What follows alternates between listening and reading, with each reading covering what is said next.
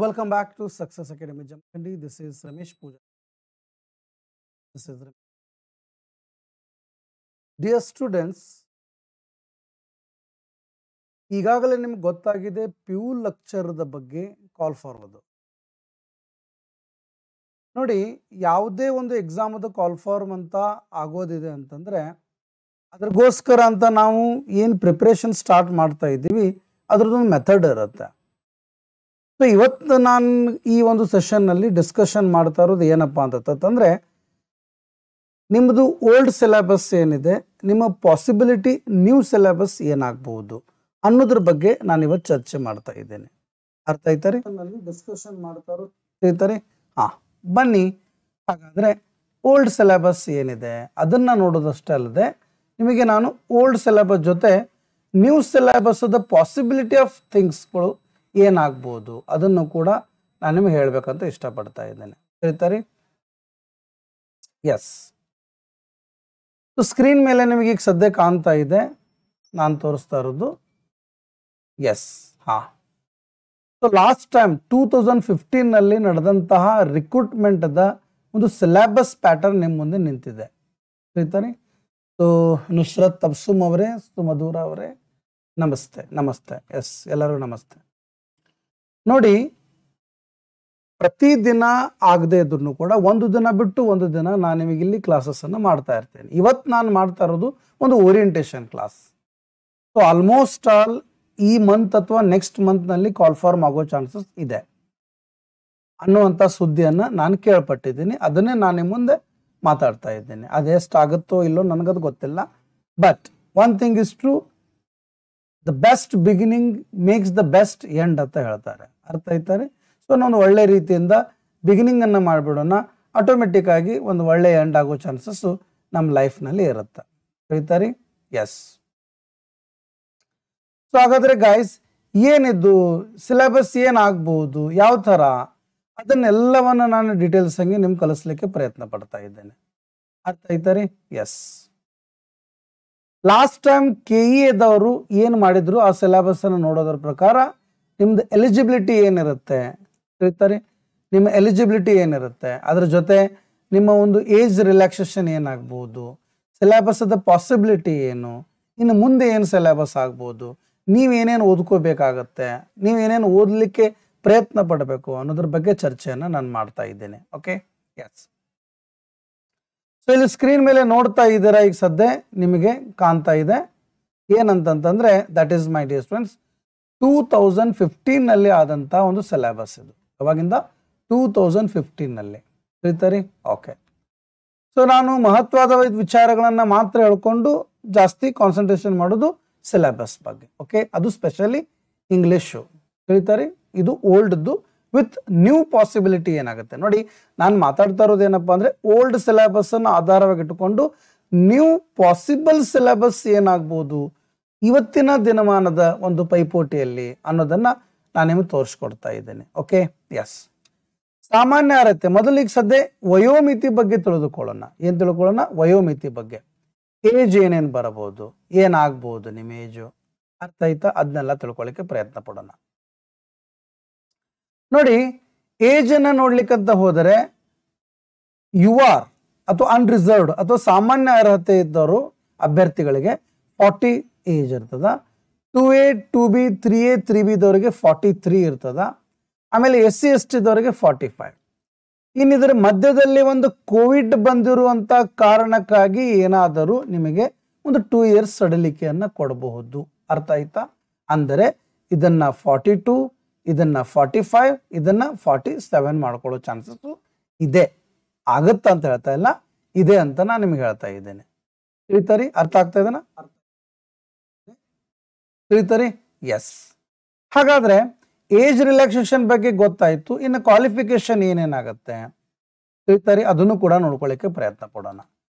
Qualification usually my dear students ನಿಮ್ಗೆ ಗೊತ್ತದ, ಇಲ್ಲಿ B.Ed ಅಥವಾ ತತ್ಸಮಾನ ವಿದ್ಯಾರ್ಥಿ ಹೊಂದಿರಬೇಕು. ಅದ್ರ ಜೊತೆ ಸ್ನಾತಕೋತ್ತರ ಪದವಿಯನ್ನು ಒಟ್ಟಾರೆ ಕನಿಷ್ಠ 55% ಅನ್ನ ನೀವು ಹೊಂದಿರಬೇಕು. ಅರ್ಥ ಆಯ್ತಾರಿ? ಎಸ್.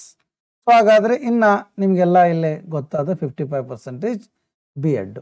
ತಿಳಿತಾರಿ? ಇನ್ನು ಮತ್ತೇನಾದ್ರೂ ಇದ್ರ ಜೊತೆ ಆ್ಯಡ್ ಮಾಡ್ತಾರಾ? ಯಾರೋ ಹೇಳ್ತಾ ಇದ್ದಾರೆ ಒಂದು ಸ್ಪೆಷಲ್ ಆಗಿ ನಿಮಗೋಸ್ಕರ TET ತಗೋಬೇಕಂತ ಮಾತಾಡ್ತಾ ಇದ್ರು, ಬಟ್ ಮತ್ತೆ ಆ TET ನಡೆಯುವುದಿಲ್ಲ ಅಂತ ಹೇಳ್ತಾ ಇದ್ದಾರೆ. ಬಟ್ ಇನ್ನು ಮತ್ತೆ ಸ್ವಲ್ಪ ದಿನಗಳಲ್ಲಿ ಏನೇ ಬರ್ಬೋದು, that's not my matter my dear students. ಅದನ್ನ ನನ್ನ ಬಗ್ಗೆ ಹೇಳ್ಕೊಡೋ ಅವಶ್ಯಕತೆ ಇಲ್ಲ, ಅದು ಸಂದರ್ಭ ತಕ್ಕಂತೆ ನಿಮ್ಗೆ ಗೊತ್ತಾಗತ್ತೆ.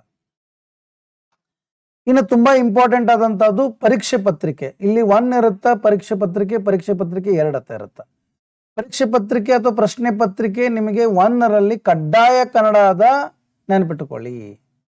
ಈ ಕಡ್ಡಾಯ ಕನ್ನಡ ಪತ್ರಿಕೆಯ ಅಂಕಗಳನ್ನ ರ್ಯಾಂಕಿಂಗ್ಗೆ ಅದನ್ನ ಯೂಸ್ ಮಾಡುವುದಿಲ್ಲ, ನೆನಪಿಟ್ಟುಕೊಂಬಿಡಿ. ಕೇವಲ ಪೇಪರ್ 2ರಲ್ಲಿ ಬರುವಂತಹ ನಿಮ್ಮ ಐಚ್ಛಿಕ ವಿಷಯ, ಅಂದ್ರೆ ನೀವು ಆಪ್ಷನಲ್ ಇಂಗ್ಲಿಷ್ ಇದ್ರೆ ಆಪ್ಷನಲ್ ಇಂಗ್ಲಿಷ್ ಇರುತ್ತೆ, ಆಪ್ಷನಲ್ ಹಿಂದಿ ಇದ್ದರೆ ಹಿಂದಿ ಇರುತ್ತೆ, ಎಕನಾಮಿಕ್ಸ್ ಇದ್ರೆ ಎಕನಾಮಿಕ್ಸ್ ಇರುತ್ತೆ. ಅವ್ರು ಯಾರಿದಾರೋ ಅವ್ರಿಗೆ ಅವ್ರದೇ ಸಬ್ಜೆಕ್ಟ್ ಮೇಲೆ ಪತ್ರಿಕೆ 1 ಪತ್ರಿಕೆ 2 ಅಂತ 150 ಅಂಕಗಳ ಪ್ರತಿ ಪತ್ರಿಕೆಗೆ ಇರುತ್ತೆ. 3 ಗಂಟೆಗಳ ಕಾಲಾವಧಿಯನ್ನು ಕೊಟ್ಟಿರ್ತಾರ. ನೋಡಿ, ಸಂಬಂಧಿಸಿದ ವಿಷಯದಲ್ಲಿ ಸ್ನಾತಕೋತ್ತರ ಅಭ್ಯರ್ಥಿಯಿಂದ ನಿರೀಕ್ಷಿಸಬಹುದಾದ ಜ್ಞಾನವನ್ನು ಪರೀಕ್ಷಿಸುವ ರೀತಿಯ ಪ್ರಶ್ನೆಗಳು ಇರುತ್ತವೆ. ಅಂದ್ರೆ ಅವ್ರು ಯಾವ ಸಬ್ಜೆಕ್ಟ್ ನಲ್ಲಿ ತಮ್ಮ PG ಅನ್ನು ಮಾಡಿದಾರೋ ಆ ಸಬ್ಜೆಕ್ಟ್ ಮೇಲೆ ಅವರು MCQ ಕ್ವಶನ್ಗಳನ್ನ ತಗೋತಾರ. ಅದ್ರ ಜೊತೆ ನೆಗೆಟಿವ್ ವ್ಯಾಲ್ಯುವೇಷನ್ ಅಂದ್ರೆ ತಪ್ಪು ಉತ್ತರಕ್ಕೆ 0.25 ಅಂಕಗಳು ಇರ್ತಾವ ಅನ್ನೋದು ಹೇಳ್ತಾ ಇದ್ದಾರೆ. ಅಂದ್ರೆ ಪೇಪರ್ 1 ಕಂಪಲ್ಸರಿ ಕನ್ನಡ ಅಂತ ಬಂತು. ಕಂಪಲ್ಸರಿ ಕನ್ನಡ ಆದ್ಮೇಲೆ ಪೇಪರ್ 2ದಲ್ಲಿ ನಿಮಗೆ ಮತ್ತೆ ಡಿವಿಷನ್ ಆಗ್ತಾವ ನಿಮ್ಮ ಆಪ್ಷನಲ್ ನಲ್ಲಿ 1 ಮತ್ತೆ 2 ಅಂತ ಹೇಳಿ.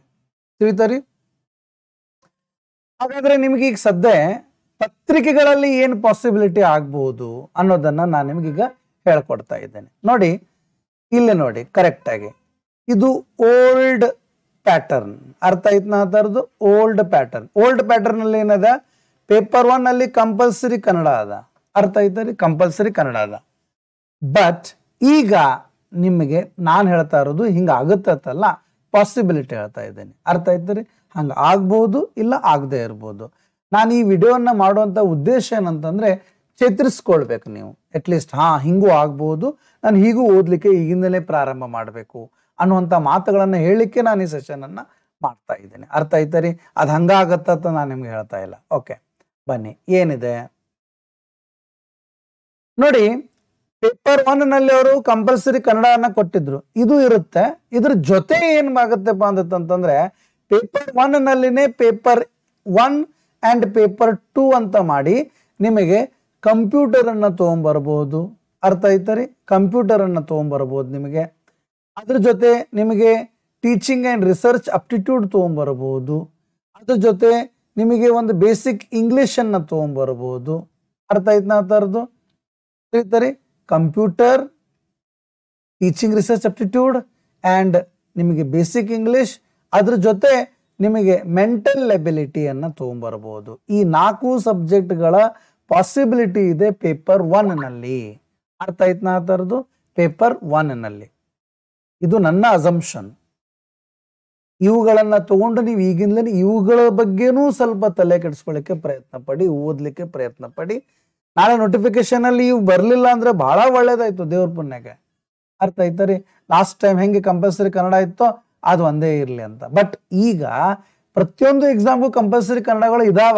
ಹಂಗಾರೆ ಇದನ್ನೇ ಮತ್ತೆ ಫಾಲೋ ಮಾಡ್ತಾ ಇರತ್ತೆ, ಏನ್ ಗ್ಯಾರಂಟಿ ಅದ? ಅರ್ಥ ಆಯ್ತರಿ? ಕಂಪಲ್ಸರಿ ಕನ್ನಡ ಹೊರಗಡೆ ಇಡ್ತಾರ. ಹೊರಗಡೆ ಇಟ್ಟು ಪೇಪರ್ 1 ನಲ್ಲಿ ಕಂಪ್ಯೂಟರು, ಟೀಚಿಂಗ್ ರಿಸರ್ಚ್ ಅಪ್ಟಿಟ್ಯೂಡು, ಅದ್ರ ಜೊತೆ ನಿಮಗೆ ಬೇಸಿಕ್ ಇಂಗ್ಲಿಷು, ಆಮೇಲೆ ಮೆಂಟಲ್ ಎಬಿಲಿಟಿ ಅಥವಾ ಇನ್ನೊಂದು ಕಡ್ಡಾಯ ಕನ್ನಡ ಅಂತ ಹೊರಗಡೆ ಇಟ್ಟುಕೊಂಡು ಇಲ್ಲಿ ಸಾಮಾನ್ಯ ಕನ್ನಡ ಅಂತ ಮತ್ತೊಂದು 20 ಕ್ವಶನ್, ಎಲ್ಲಾನು ಕೂಡಿ ಒಂದು 100 ಕ್ವಶನ್ ಅಥವಾ 150 ಕ್ವಶನ್ 3 hours ಒಂದು ಎಕ್ಸಾಮ್ ಅನ್ನ ಇಲ್ಲೂ ಕಂಡಕ್ಟ್ ಮಾಡ್ಕೋಬಹುದು. ಹಂಗಾರೆ ಯಾವ್ಯಾವು? Computer, Kannada, English, teaching research and aptitude, ಅದ್ರ ಜೊತೆ ಮೆಂಟಲ್ ಎಬಿಲಿಟಿ. ಈ 5 ಸಬ್ಜೆಕ್ಟ್ಗಳನ್ನ ಮಿಕ್ಸ್ ಮಾಡಿ ನಿಮಗೆ 150 ಕ್ವಶನ್ ಅನ್ನ ಕೇಳಬಹುದು. ಇದು ಪೇಪರ್ 1 ಬಗ್ಗೆ ನಾನು ನಿಮ್ಮ ಜೊತೆ ಮಾತಾಡಿದ್ದೆ. Possible new syllabus.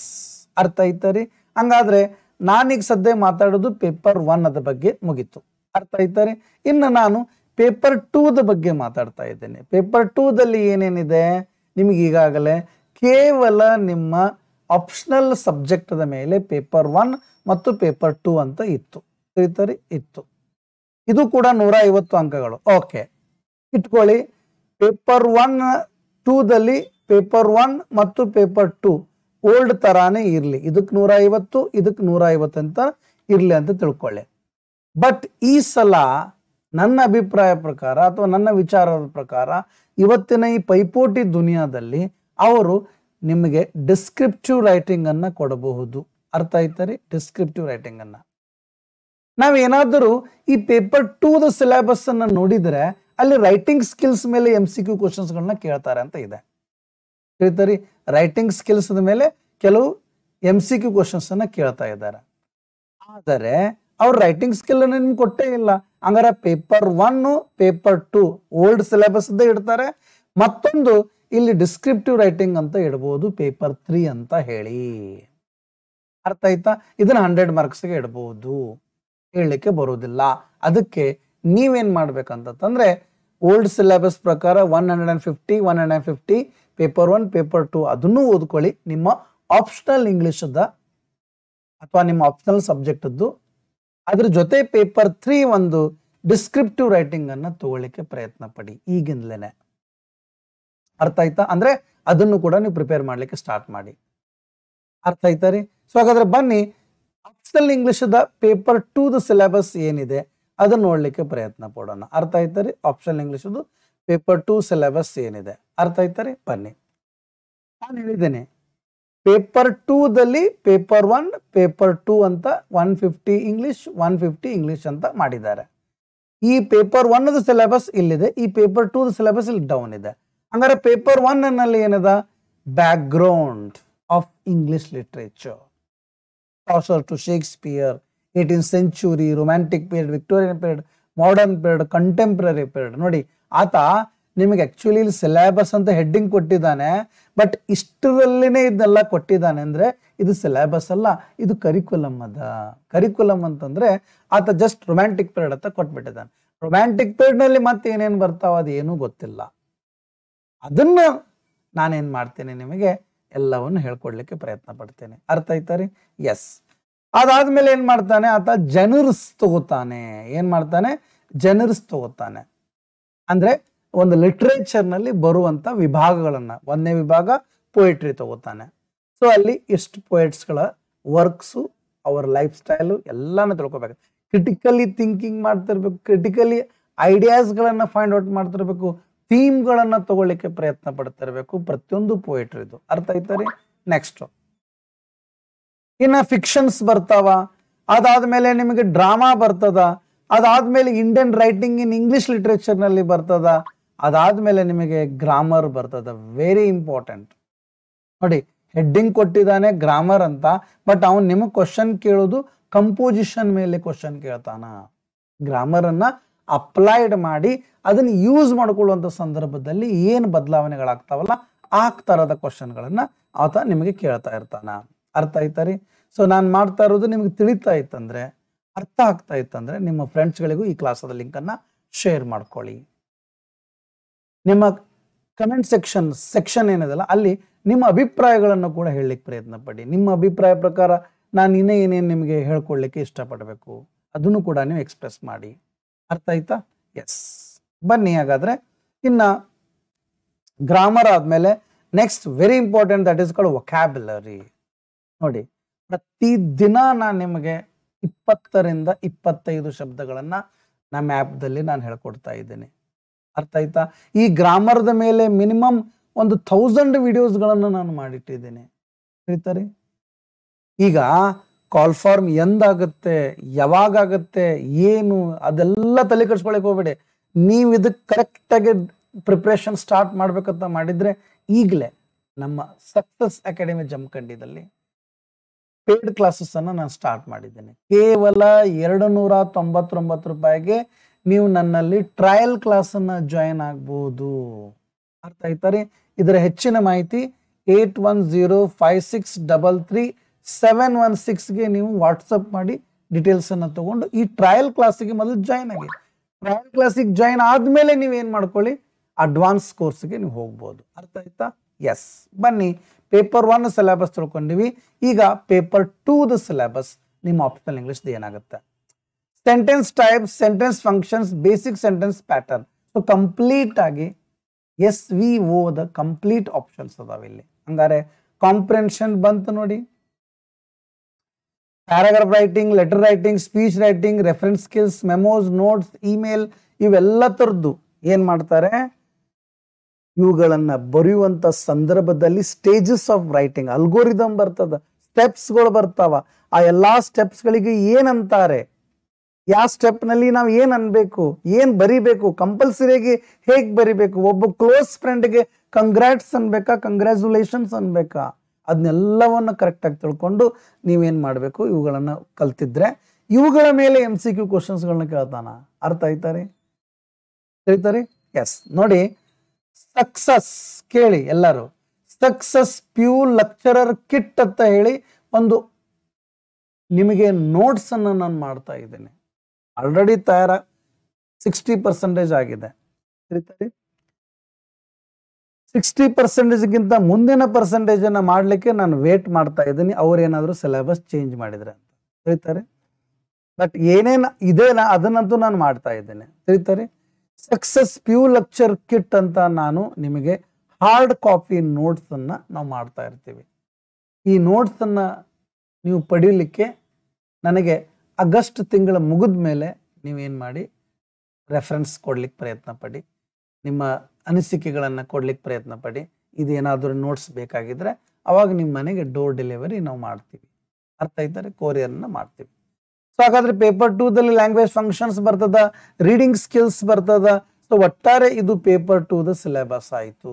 ಅರ್ಥ ಆಯ್ತಾರೆ? ಇದು ಪೇಪರ್ 2 ಸಿಲೆಬಸ್ ಆಯ್ತು. ಹಾಗಾದ್ರೆ ನಾನು ನಿಮಗೆ ಏನಂದಿದ್ದೀನಿ, ಪೇಪರ್ 2 ಆದ್ಮೇಲೆ ಪೇಪರ್ 3 ಬರ್ಬೋದು. That is called writing skills ವಿದ್ಯಾರ್ಥಿಗಳೇ. ಅರ್ಥ ಆಯ್ತಾ? ಸೊ ಹಾಗಾದ್ರೆ ಓಲ್ಡ್ ಸಿಲೆಬಸ್ ನಲ್ಲಿ ಪೇಪರ್ 2 ಪೇಪರ್ 1 ಇದೆ, ಪೇಪರ್ 2 ಇದೆ. ಬಟ್ ನಾನೀಗ ಸದ್ಯ ನಿಮಗೆ ಪೇಪರ್ 3 ಬರೋ ಚಾನ್ಸಸ್ ಅದ. That is called descriptive writing skill. ಅರ್ಥ ಆಯ್ತಾ ರೀ?